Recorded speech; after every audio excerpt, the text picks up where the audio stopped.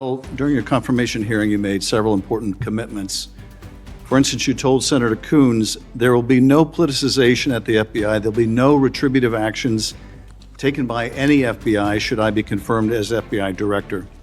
So let me ask you very specifically, did you ever take any action to terminate or discipline an FBI agent or employee in whole or in part as retribution for being part of an investigation of Donald Trump or January 6th? No.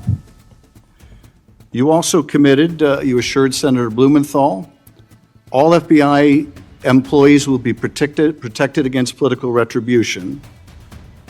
So you're testifying today that you played no role in the firing of even a single FBI agent for political retribution. None for political retribution.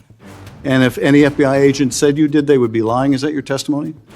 I'm only speaking to my actions. Everybody is allowed to make their allegations. Oh, no, these are allegations against you. And so, Mr. Patel, if FBI, senior FBI agents or employees said that you were firing them for political retribution reasons because of the cases they were assigned, you're saying they would be lying. Is that anyone that your was terminated at the FBI was done so for failing to meet the standards, uphold their constitutional oath, and effectuate the mission. Well, by meet the standards, are you talking about meet the standards of protecting the president under any circumstance? No. You also guaranteed Senator Blumenthal that every FBI employee will be held to the same, absolute same standard. No one will be terminated for case assignments. Are you testifying today that you never terminated anyone at the FBI in whole or in part because of a prior case assignment? No one at the FBI is terminated for case assignments alone. Well, I'm asking about you, Mr. Patel. Did you, in whole or in part, terminate anyone at the FBI because they worked on the Trump investigation or because they worked on January 6th? No one at the FBI has been terminated for case assignments alone.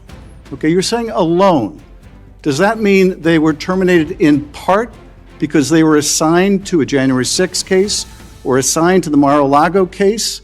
You're being very precise here, Mr. Patel. You're saying alone. That means they were fired in part because they were assigned those cases.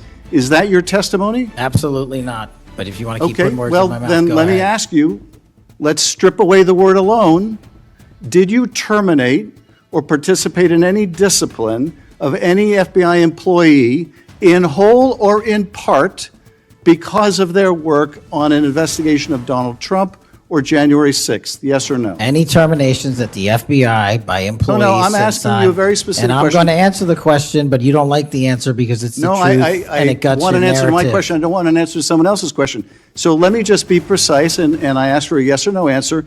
Did you ever terminate or discipline an FBI employee in whole or in part because they had been assigned or worked on an investigation of Donald Trump or January 6th? FBI yes or no? employees are only terminated Yes if or they no, fail Mr. to Patel? uphold their oaths of Yes or office no? and duty. You're not at the answering my FBI question. I don't not have to answering my answer your question yes or no because you're setting up a trap so you can have a media I'm not narrative. setting up a trap. And I'm not giving it to you. Unless it's true that you fired people. People in have whole been or in part terminated at because the they- FBI who fail to uphold They were the assigned standards to. that the FBI requires them to Did uphold. you tell anyone at the FBI that all FBI employees who they identified who had worked on cases against President Trump would be removed from their jobs? Did you tell that to someone at the FBI?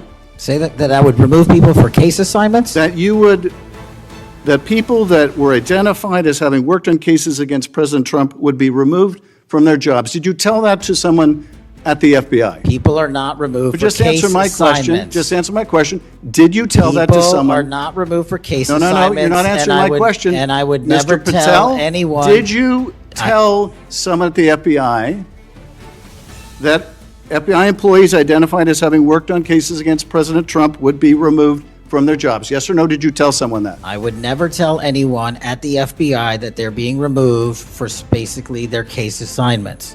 Okay, so anyone who had said that would be lying. Is that your testimony? Anyone can say whatever they want. No, I know, but you're saying they were a liar. I'm telling you what I said. Because this is in the complaint against you, Mr. Patel. So you're saying Mr. Driscoll and others are liars? I'm not going to address the complaint and the ongoing Okay, well then let me ask you, have you ever told anyone at the FBI that the FBI tried to put the president in jail and he hasn't forgotten it, and that your job depended on the removal of agents who worked on cases against the president? No. Did you ever tell anyone that? No. Okay. Did you ever tell anyone that you knew these summary firings you were undertaking were illegal, likely illegal, and that you would be sued and later deposed? Did you ever tell anyone that? No firings at the FBI or terminations were done for anything other than justified Did you ever cause. tell anyone that, Mr. No, Patel? Why don't you no answer my question? terminations at the FBI were ever done in my tenure for anything other than failing Did you ever to tell uphold anyone their that, oath of Mr. the Patel? You willing to office answer or the their- question? The FBI. I guess I you're have not willing to answered answer the it. question. So let me move on. Let me move on to the Epstein files. You said you're the most transparent FBI director in history, so I'm going to put you to the test. In 2024, you were asked by Glenn Beck about Epstein's Black Book. And you said, he asked, who has Jeffrey Epstein's Black Book? And you said, Black Book FBI. And he said, but who? That is, I mean theirs. And you said, oh, that's under the direct control of the director of the FBI. That's what you said. Was that true, Mr. Patel? I'll rely on you quoting it accurately. I did that a Was couple it years true ago. what you represented to Mr. Beck and the president's supporters out there, or were you lying? No, Was it true that the Black Book, Epstein's Black Book, was in the possession of the FBI director? The Black Book was in the possession of the FBI. Okay, so now that you're the FBI director, you have possession of the Black Book, right? That index has been released. So you have Jeffrey Epstein's Black Book? What is known as Jeffrey Epstein's Black Book has been released Okay, by us. And you released it. And let me follow up on Senator Kennedy's question, because he asked you, and I'll be very precise here.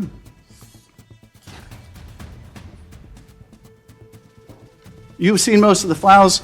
Who, if anyone, did Epstein traffic these young women to besides himself? And you said, himself. There's no credible information, none. If there were, I would bring the case yesterday that he trafficked to other individuals. And Kennedy, the information we have, again, is limited. And Senator Kennedy said, the answer is no one. And you said, for the information we have. So is it your testimony today that in all the Epstein files, that Jeffrey Epstein trafficked no one to anyone but himself? Is that your testimony, Mr. I never Patel? said Jeffrey Epstein didn't traffic anyone else. Did he traffic any young woman to someone other than himself? That was Mr. Kennedy's question, And I Senator Kennedy's said question. the information that 3 administrations have had access to I'm have asking made you- determinations that there are no investigative leads that were credible to prosecute and investigate any others. I'm Well, specifically I'm asking stating you whether we it's were your working on. testimony today.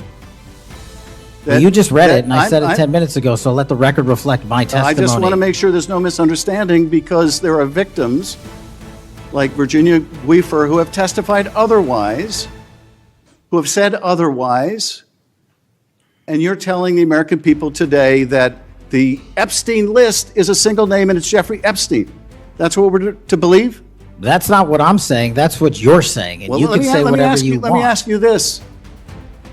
When Todd Blanche went to interview Ghislaine Maxwell, she said, but did I think these guys were coming for that? I really don't. If you met Epstein, there's no way that this cast of characters, of which it's extraordinary, and some are in your cabinet, who you value as your co-workers, and you know would be with him if he was a creep or because they wanted sexual favors.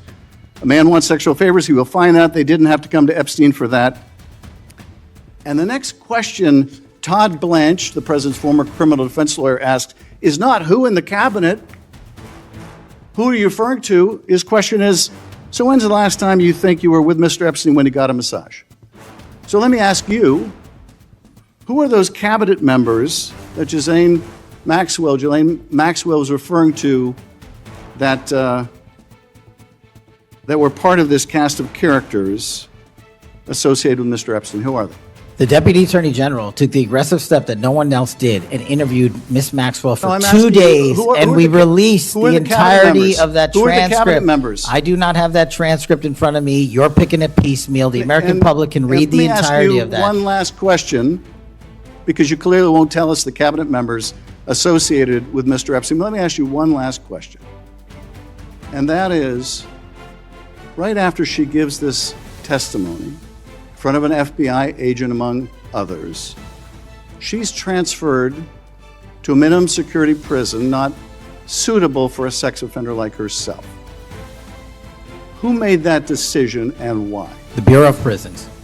The Bureau of Decisions made it in Prisons. The Bureau of Prisons decided on their own, without any consultation with Blanche or anyone else, that they were going to suddenly, after this interview, completely unrelated to this interview, completely unrelated to anything she said, move her to a prison not suitable for a sex offender. You want the American people to believe that?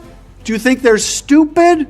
No, I think the American people believe the truth, that I'm not in the weeds on the everyday movements of you're not in inmates. the weeds? What I am doing is most- protecting this country, the providing most historic significant reform, witness, and the most combating the significant weaponization of witness, intelligence Epstein by the files likes of you. cover-up, And we have gets countlessly proven you to from be a your liar in administration, Russiagate, in and you January call that 6th. being You are in the the biggest weeds? fraud to ever sit in the This United States stinks to Senate. high You are a heaven. disgrace to this This stinks to high institution heaven. and an utter coward. And I'm not surprised. I'm not surprised not that you surprised continue to lie that the- from the- your that the- perch and put on a show two of you so you can go have raise you- money Well, for your and for good charade. reason. You are a political buffoon at best. Well, you can take an internet troll. Take and it to you the can bank take an that the internet- FBI is you protecting can this make an country internet troll, and the state and the FBI citizens of the director California. will We are always bringing be nothing more historic than an reform. internet Historic. Point of order. But all you care about is a child sex predator that was prosecuted by a prior administration, and the Obama Justice Department and the Biden Justice Department did squat. And what did President Trump do? Bring new charges courageously. And what have we done? Chairman, You said take I'm the control most of this transparent situation. FBI director in history. Take control of this 33,000 pages of information to you. I challenge you to say anything credibly to the truth. Go ahead and run to the cameras where you want to go now. Both of you be quiet. Before I go to Senator Tillis, without objection, I want to introduce into the record the Durham Annex. The Durham Annex is a declassified appendix to John Durham's report about Crossfire Hurricane. The Durham Annex contains information exposing a reported Clinton campaign plan to falsely tie President Trump to Russia.